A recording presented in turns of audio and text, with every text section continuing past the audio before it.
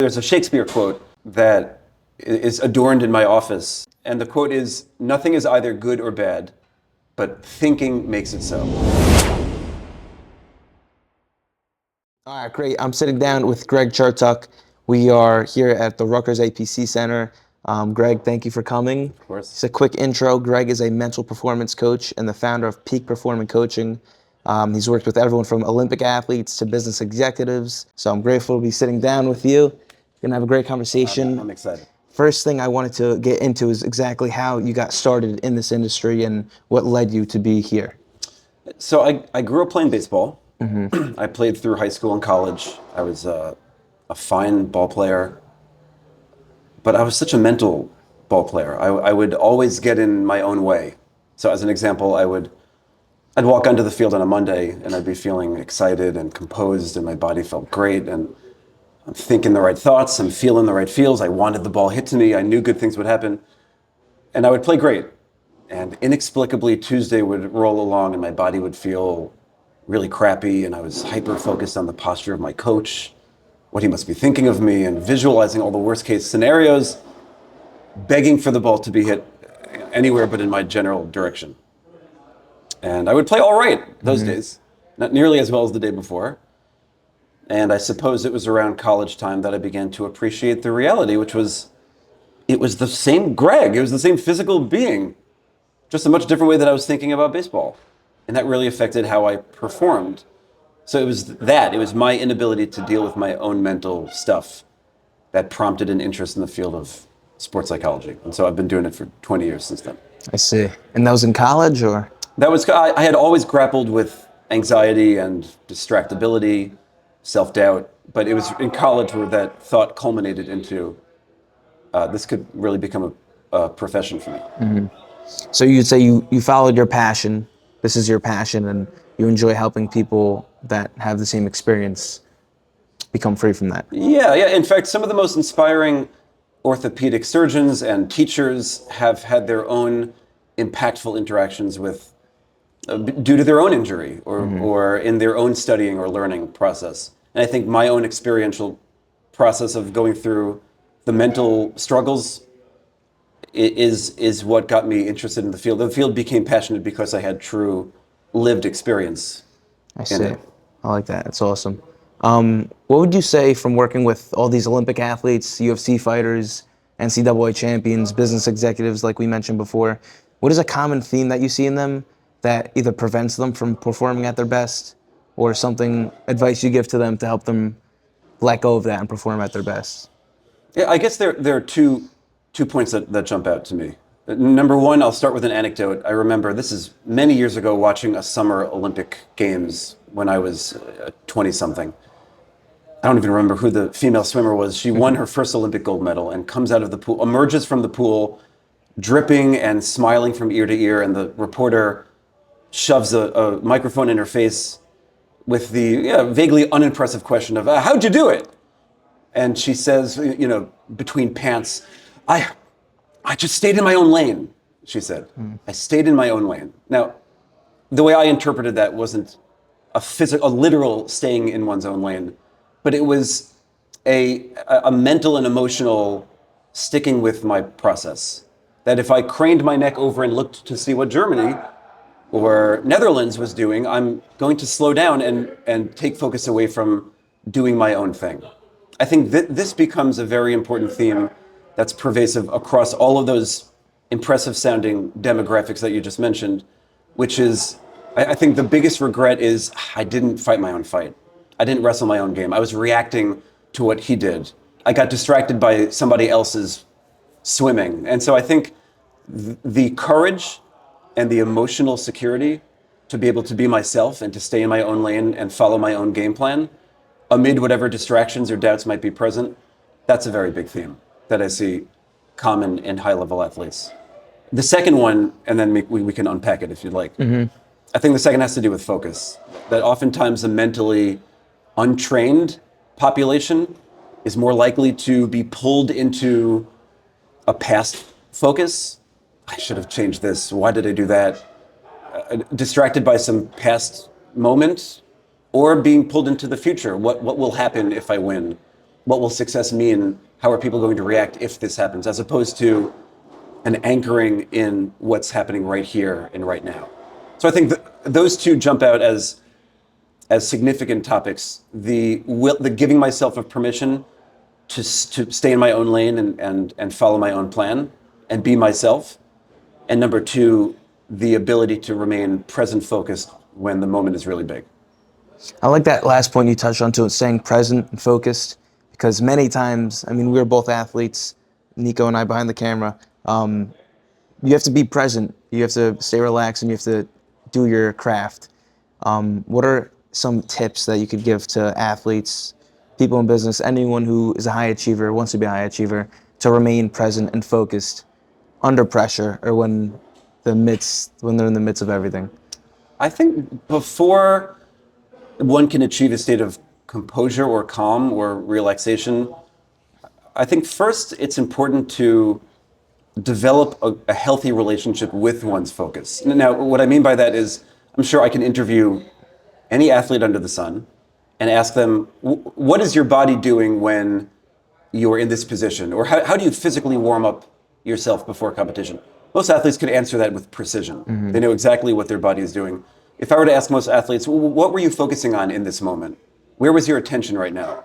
Many of them can't answer that. Yeah. And I think having a good relationship with focus means being aware of where it even is. Where does it go when it wanders? And so perhaps the analogy of the flashlight becomes useful for a lot of athletes, that we tend to think of focus as a light switch. It's either on or it's off. And you hear this kind of stuff in post-game interviews too. I wasn't focused. Focus was off. The guys weren't on. As though focus can exist in a state of onness or offness. And what science tells us very clearly is that unless you're dead, I mean, your focus is always on. Whether you're sleeping or not, focus is on. It's like a flashlight. The light of your attention is always shining. It's just a matter of where you choose to shine it. And so right now, you and Nico and I are not focusing on the pressure of our butt against the chair. But when I say that, the three of us can now shine the flashlight there. Exactly. You can feel your butt against the chair. It had existed this entire time. You just weren't aware of it. So I think that's what I want athletes to understand about focus, is that it's always on. It's just a matter of you developing the awareness of where it should be and where does it go when it's off. So when I feel like I have control over the flashlight, and I think here's the empowering part, when I see focus like a light switch and it's off, I might say, I'm not focused, in the same way I would say, I'm not 7'2". Nothing I can do about it. Full stop. As opposed to seeing it like a flashlight, I'm now empowered to realize I'm not calm, I'm not relaxed, I'm not focused on the right thing, but I can shine it back to what's important. I can bring it back. And that's the premise of any meditative practice too. It's the noticing that my focus is off and gently bring it back to whatever the entity is that you're anchoring yourself to. It's off again, and you bring it back. And that process becomes the meditative rhythm. I think similarly for an athlete, it's not about looking at yourself in the mirror, giving yourself some sexy sounding speech and assuming that you're going to be on for the next hour, but it's recognizing that my focus might wander, but I have the ability to bring my flashlight back. And so when I realize I have control over my focus, that makes me feel calm and composed.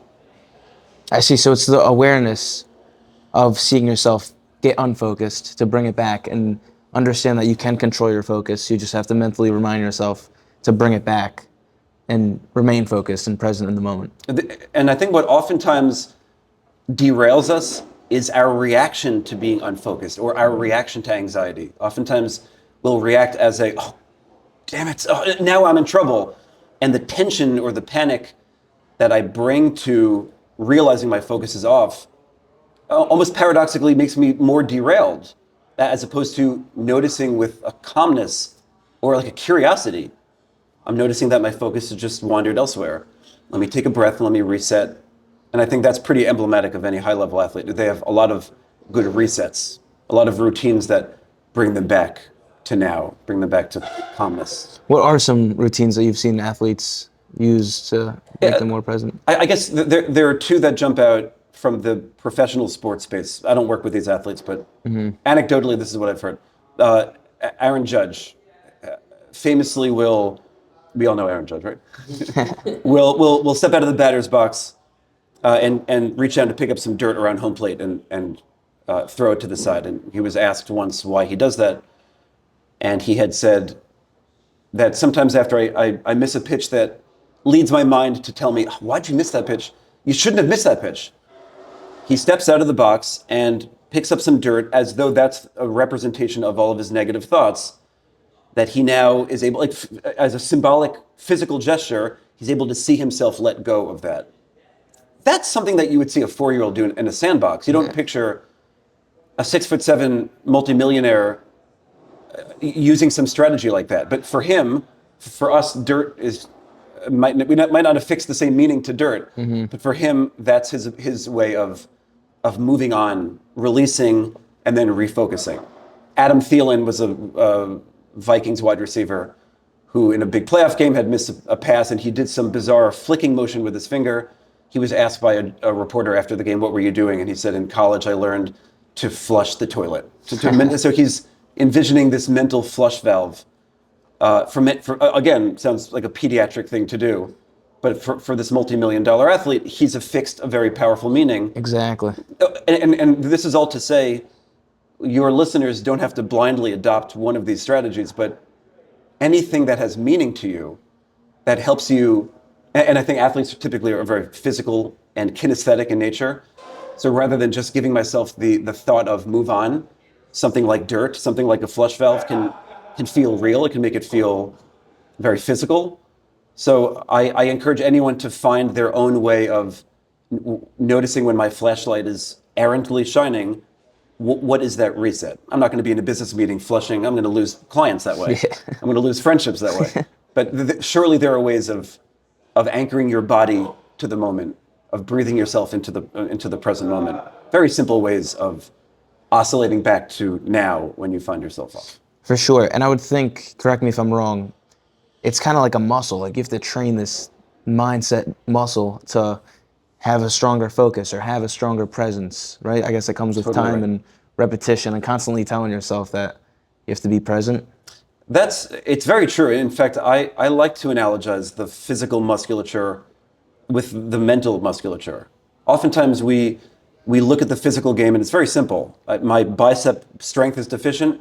Well, there's an exercise for that. I can walk toward the weight and curl it. I don't have to work my biceps. I know you're looking at them. They're just fine. But there's a very real exercise for bicep strength. We tend to envision that more easily than mental musculature. Oftentimes, and I think here's the paradox. Physically, for most athletes or high-performing people, if I recognize a deficiency or a weakness, I will lean into the exercise and do the workout that forces that muscle into a state of usage, and that's what gets the muscle stronger. Mentally speaking, many of us tend to do the opposite. Many of us will say, I get really distracted when my family is there. So mom, don't watch me, it makes me nervous. We almost wish away the very workout that we actually need to endure to train our focus. Focus, like any physical muscle, needs exposure to stress. I need to put my focus under stress and practice shining the flashlight back onto what's important. That's how you strengthen the muscle. So it's allowing that chaos and adversity to come in and just grinding through that to grow the muscle. That is a fundamentally big difference between how a mentally untrained and a mentally trained athlete views adversity. One of them views it as a threat. Get away, this is problematic, this is trouble. The other one views it as a welcomed test, as a challenge, something to lean into. I see. That brings me to my next question. From working with all these high achievers and then talking to, I would not say average people, but I refuse to talk to anyone average. To the average person, let's say, or normal person, what's the biggest difference you see in their mindset or just their life in general that they acquired that the average person doesn't or is lacking? I think it's similar, Angelo, to what we had just described. I think the relationship with adversity. Here's another anecdote of an athlete I had worked with. He was a high-level college football punter who had a brief stint in the NFL. He had torn his Achilles in college, which is a death sentence for many athletes, especially punters. Yeah. Within 4 days of the injury, we were speaking and he was outlining very clearly how this was going to be a good thing. He was going to come back stronger and better. And by all intents and purposes, that's a delusional comment. Most people don't come back bigger and stronger. But if your goals are so high, you need to be able to interpret anything, any positive moment, any seemingly maladaptive moment, in a way that helps you move closer to that goal. And he was able to take this injury, which definitively is a disruptive thing, and he was able to interpret it as, well, this is going to help me focus even more and get me closer to my goal. And I think, I use the word delusionality, almost sounds insulting, but I think there needs to be an optimism that whatever I'm going through is hardening me, is strengthening me toward my goals. And so there's this optimistic, almost embracing of the tough stuff.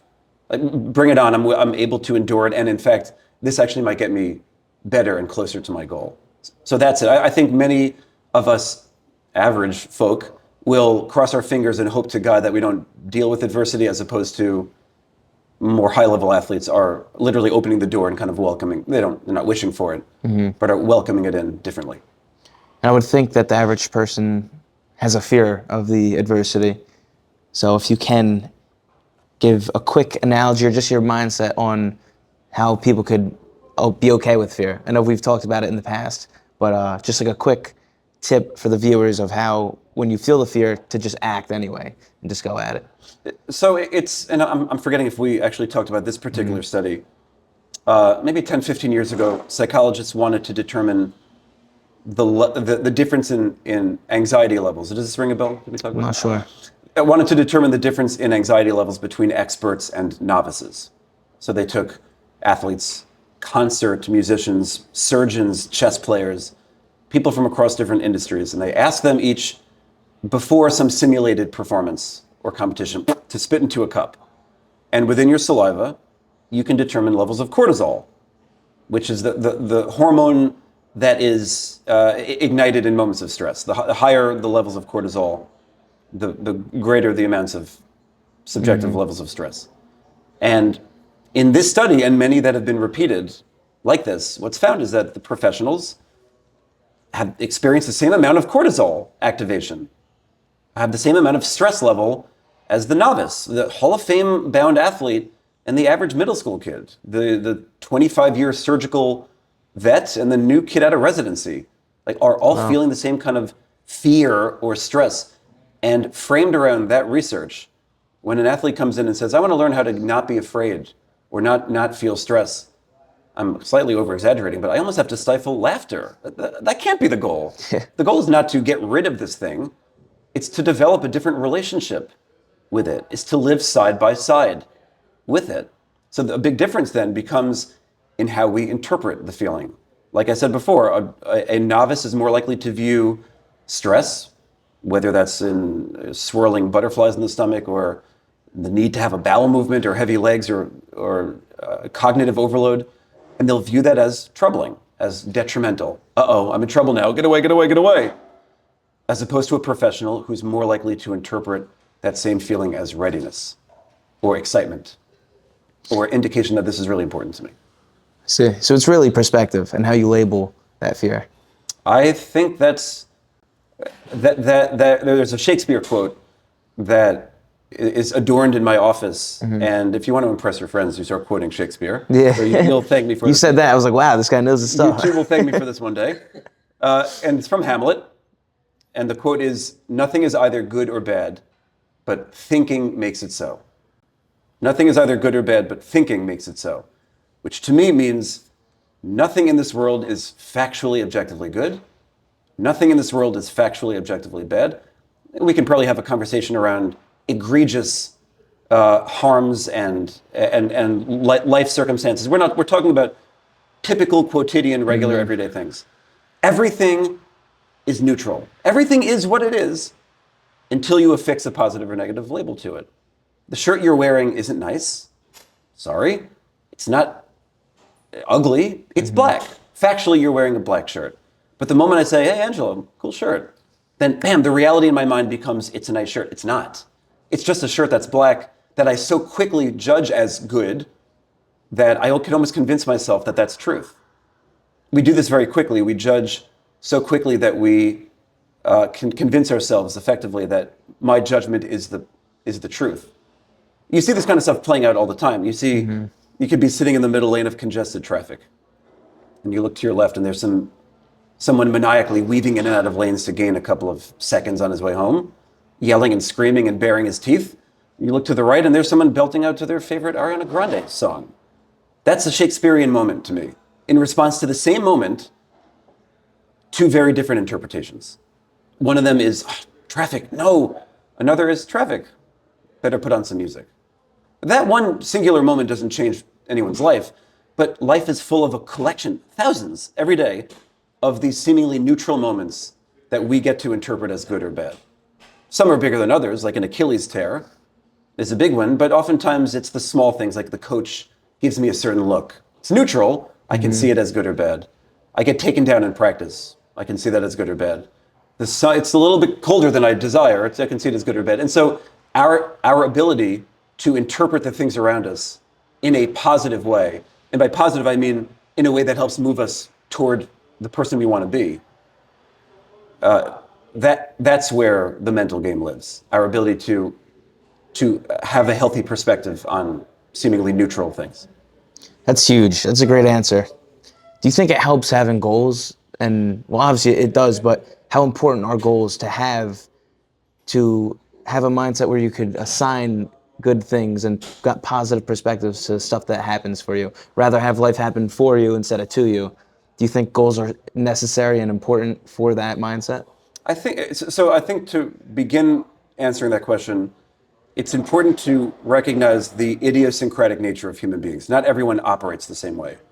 To say that everyone needs to have a vision board or a whiteboard in their room with clearly thought out goals and to meditate on them for 2 hours is not up everyone's alley. Not everyone needs to keep their grip as tightly around their goals or in the same way as others. But being very clear with where I want to go is critical. It feels to me, just to analogize, it feels like walking into the grocery store with no shopping list. It's like having no goals. I'm likely to make stupid purchases. I'm likely to be unnecessarily long in the grocery store. I'm probably not going to be as clear-headed. I might be wandering through aisles, as opposed to if I have a shopping list, I know, oh, I've got to go down aisle 5, 12, and 15. I'm in, I'm out, no unnecessary expenditures. And I think similarly in practice, if I have no goals, I might mentally wander from one thing to another. I might work on this, maybe I'll work on that. I might make foolish decisions. I might try too many things, as opposed to having a clarity and a direction of what I want. Now, obviously, flexibility is very important to be able to adapt practice and training to what a coach says, or maybe something that you need to work on in the moment. But having a clear intention of what I want to get out of this moment makes that moment more productive for you, more meaningful. I like that analogy a lot. Sometimes I go into the grocery store starving. I just pick anything up. I think rule number 1 is never go into the grocery store Hungry. on an empty stomach. You're bound to make impulsive or reckless decisions. Exactly. That's true. Can that be the number 1 thing that we take from this? I can, podcast? for sure. What's one thing that you've personally taken away from human nature and just humans in general, of how we operate, about their mindset? What's a common theme you see in the average person? Well, I think I'm going to answer that question about a common theme I see in the above average person first. I think that maybe this is another fundamental difference, is that an above average person is more likely to be okay with the sacrifice that accompanies high performance. If I want to be great at something, I non-negotiably have to be willing to sacrifice something. Maybe I can't go out to Korean barbecue with my friends because I have to train the next morning. I can't eat or drink or consume entertainment the same way because I need to be ready to be at my best. When I first began working in high performance, I think my only, in my youth, my only exposure to high performance were, Nike ads, where with the sweat dripping and people high-fiving and progress being made, and these sexified images of progress and performance all the time, when in reality, high performance is oftentimes very mundane, very boring, very repetitive, very metronomic.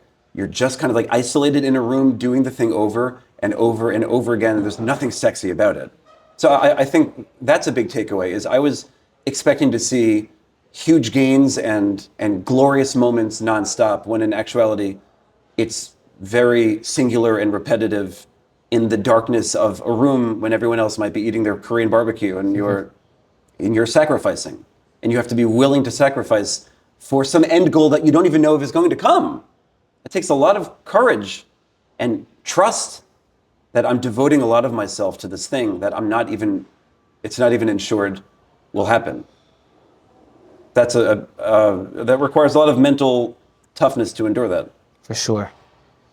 What's been one of your most successful stories, or a moment that's very important to you through your career so far? I would say very early on in my career, when I was aspiring to work with professional athletes, I had connected with this player agent in the National Hockey League, who had a player who was kind of struggling, but his team was going to the Stanley Cup playoffs. And this was my test. This was my first exposure to working with a high-level athlete. That was about 18 years ago. Mm-hmm. And I can't say that this is representative of every athlete I work with, because most progress is very incremental and progressive and slow. But soon after we began working together, I think the realizations that came to him caused him to go from average playing to among the very best in the league. And he was being asked, "What's your secret?" or "How are you doing this?" And he would give, very, very interviewish type answers.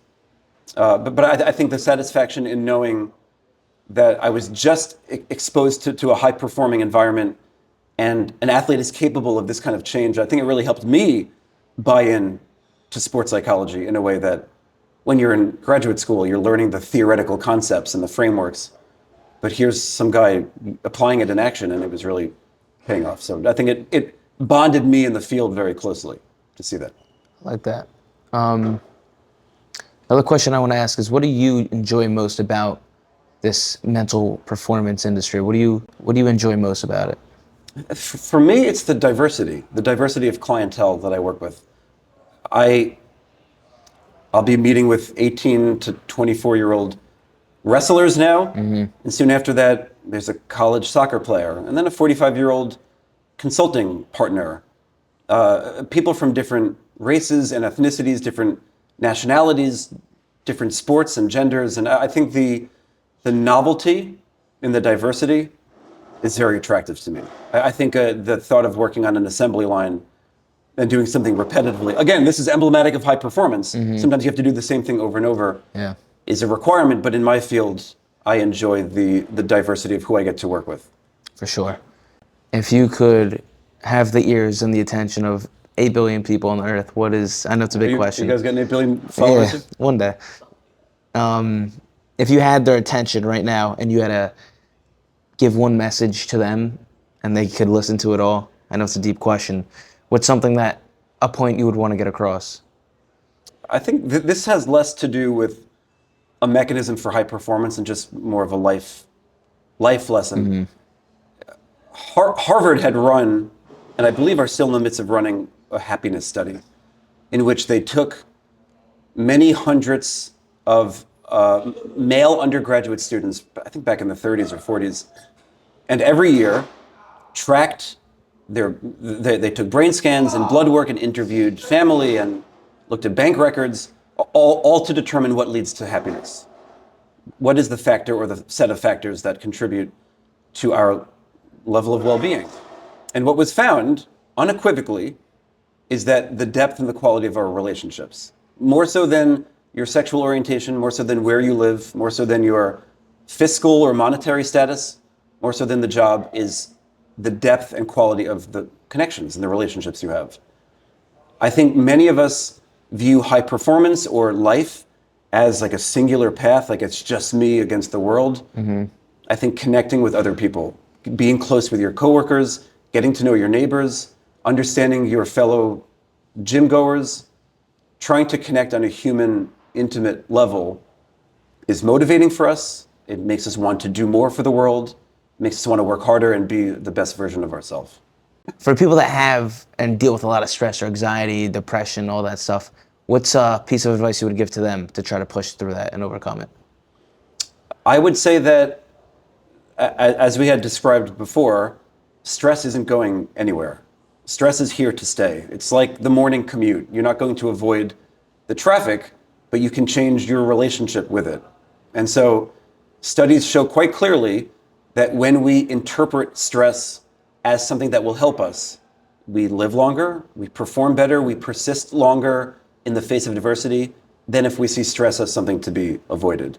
So I think the mental skills of deep breathing, of recognizing body signs and being able to relax, being able to talk to yourself effectively, visualizing success, all of these are very powerful core mental skills. But they're useless if I'm unable to interpret stress as something that will help me. All the deep breathing in the world, if I think that I'm surrounded by an intense threat and, dear God, I need to get out of this situation, isn't going to help us. But we need to be clear that if I want to do big things, then the pressure and the stress is kind of a privilege. It's part of the journey.